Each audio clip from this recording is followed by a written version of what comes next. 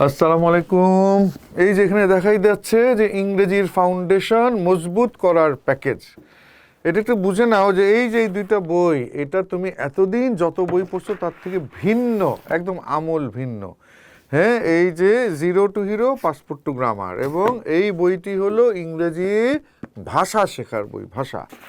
এবং এই যে আমরা যে স্পিকিং পাই না, রিডিং পাই না, রাইটিং পাই না, বকরে মনে থাকে না, ইংলিশ বই দেখলে অসুস্থ, জ্বর উঠে, সে ভর্তি পরীক্ষায় ভালো করতে পারতেছি না, খালি সারাক্ষণ টেনশন, কমন আসবে নাকি, এটা কারণটা হলো তোমার ফাউন্ডেশন দুর্বল।